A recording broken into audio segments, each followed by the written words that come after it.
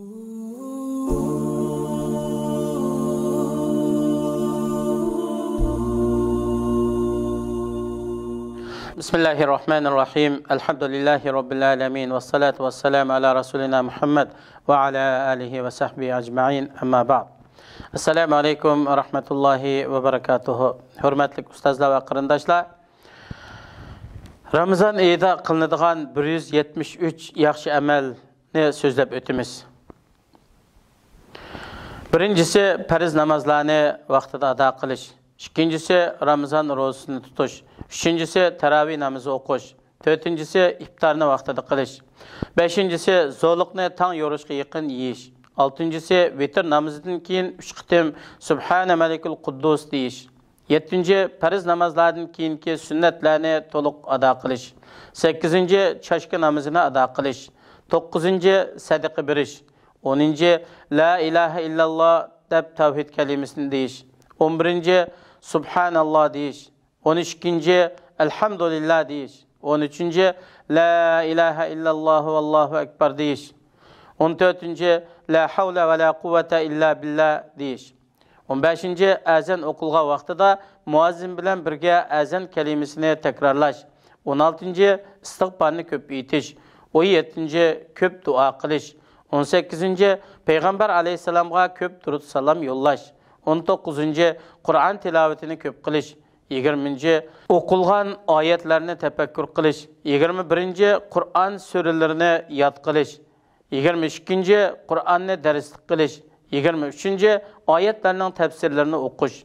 24. Fatihaga o'xshash qisqa suralarning tafsirlarini o'rganish. 25. xatoliklarga tavba qilish. 26. ata-onaga yaxshilik qilish. 27. sil rahim qilish. Urug' tuqqanlarga yaxshilik qilish. 28. ata-onaning do'stlariga yaxshilik qilish.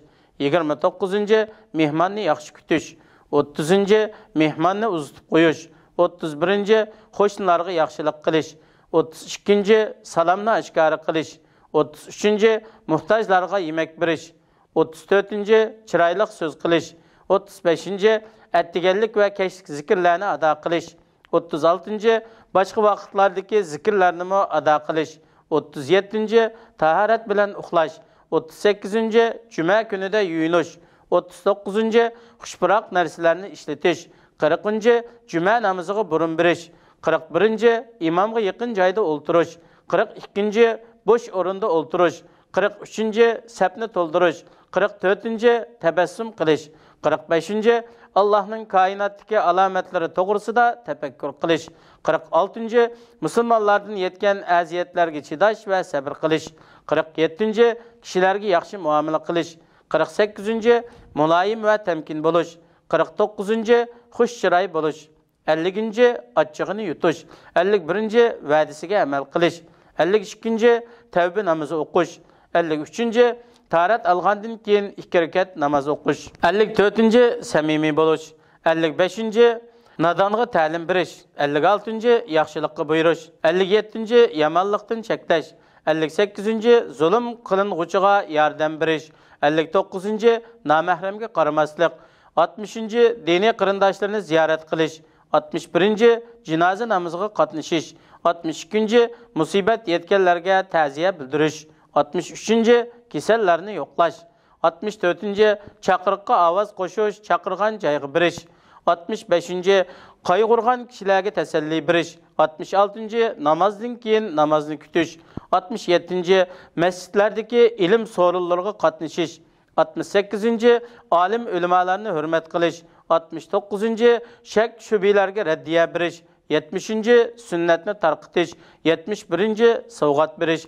72. Allohning roziligini talab qilib musulmon bilan qo'l ilishib ko'rishish. 73. cho'nglarni hurmat qilish. 74. qarzni ado qilish. 75. ehtiyojli kishilarga qarz berish. 76. qiyinchiligi bor kishiga muhlat berish. 77. qarzni o'tib o'tish yoki yengillatish. 78. qarzdorlarning qarzini va ehtiyojli kishilarning ehtiyojini ado qilishga tirishish. 79. chiroyli shafaat qilish. 80. Püşeyman qılğıçının sodisini əməldən qaldırış.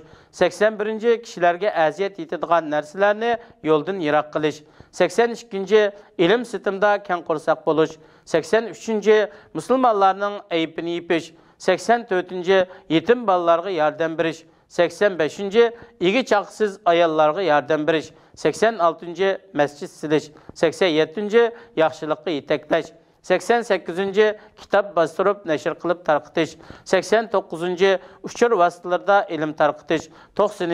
Vəz nəsiyyət qilish ve anlaş. 91. Toy qıldığanlarga yardım beriş. 92. Talaş tartış qılğıçılarının arasını ıslah qilish. 93. Yaxşılarga söhbətdaş buluş, həmra buluş. 94. Allah yolunda vaqf qilish. 95. Ömre qilish. 96. Allah üçün yaxşı görüş. 97. Əppuçan buluş. 98. Bir нәрсе yasıqıçığı yardım beriş. Yasayalmaydigan kişiге yasab beriş. Ügütüş ve təlim beriş. 99. Başqalarını xursand qilish. 100. Yemek beriş. 101. Yetimning beshini silash. 102. Tarat bilan yurishga odatlanish. 103. Qizlar ve hemşirlerini asrash.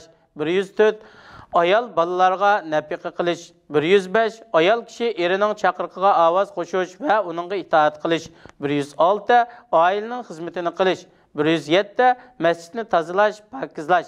108. Ussizlarga suv berish. 109. Yaxshilik qilguvchilarga rahmat aytish. 110. Yaxshi ish qilguvchini mukofotlash va uningga yaxshi tilakda bo'lish. 111. Allohdan qo'rqib yig'lash. 112. Allah'tan şehitlik mertebesini soraş. 113. Yemekni birlikte yiyiş. 114. Ak kiyim giyiş. 115. Ak çaç sakalını boyaş. 116. Yaxşılık kılış maksadida ziraat teriş. 117. Müslümanların hacetlerini ada kılış. 118. Mümin ayollar üçün istiğfar etip keçirim soraş. 119. Ayalının iffetini saklaş. 120. Ruqiya o'qiganda savab umid qilish. 121. Mayitlarni yuvib kifalliganda savab umid qilish. 122. Ne'matga erishgan musulmonni tabriklash. 123. Vasiyat yezish. 124. Musulmonga kiyim kiydirish. 125. Oyoqni kiyganda o'ng putidan kiyish. 126. Salganda sol putidan silish. 127. Bir narsa ichganda o'ltirib ichish. 128. Sakrat tushgan kishiga tavhid kalimasini tekrar o'qib berish. 129. Ishlarni Allohning ismi bilan boshlash. 130. Misvaq qilishga odatlanish. 131. Qarzni chiroyli usulda ado qilish. 132. Istixora namozi o'qish. 133. Shukr sajdasi qilish. 134. Şeriatda foydali bo'lgan ishlarda kaffarat berib qasamidan chiqish. 135. Oilada uy ishlariga yordamlashish. 136. Masjidga minib berish. 137. Kishilarning namozning oldidan o'tmasligi uchun bir narsa qo'yib namoz o'qish. 138. Qur'oni Karimni go'zal ovozda o'qish. 139. Boshqalarning yeniga kirishdan ilgari izni so'rash. 140. Mumkin bo'lsa asnakni qaytarish. 141. Bandat namozidan keyin kun chiqquncha namozni ado qilgan joyda o'ltirish. 142. Oila bolalarini namozga buyurish. 143. Uydan chiqishdan burun va uyga kirganda 2 rakat namoz o'qish. 144. Kechilik namoz uchun uyqudan turganda yuzini qo'li bilan silash va Ali Imron surasining oxirgi oyatlarini tilovat qilish. 145. Tahoratni komil ilish. 146. Şükürgen kişi elhamdülillah dese onunla cevap qaytırış. 147. Hacetiga yetişini tavsiye kılgıçını hacetiga yetekleş. 148. Taharet bilen uxlaş. 149. Yalğız qalğan kişiге histaşlık qilish. 150. Başqa yerden kelgen kişiге yatak orunlaştırış. 151. Mescidlerini xuşpurak qilish. 152. Mescid ve başqa sorunlarga Qur'oni Karim tarqitish. 153. Radio, televizor ve tor sahalarida bilim tarqitish. 154. İlmi tadqiqot, türlük dersler, nutq sorunlarını hazırlaş. 155. Kiyim-kechak, zeb-zinat ve qachiq-quchoq qatorliq narsalarni oriyat berish. 156. Xayri saxovat, yaxshilik organlarini hazırlash. 157. İlim fen o'quvchilarini to'plab, ularning xarajatlarini qilib berish. 158. Müslüman farzandlarga loyiq programmalarni va kitoblarni tayyorlash. 159. Peygamber aleyhisselamның mening sözümni anglab, esida tutib, yodlab, shu bo'yicha yetkizgan kishiga Alloh rahmat qilsin degan ko'rsatmasi bo'yicha ilim amanatini yetkizish. 160. Musulmonlarning yuz obro'yini qo'g'dash. 161. Qur'on tilovatini anglash. 162. İlim o'rganayotgan va yaxshi ish qilguvchilarni rag'batlantirish va mukofotlash. 163. Balalarga ko'yinish. 164. Yaxshilik so'rinlarini eslatish. 165. Omonatni saqlash va ado qilish.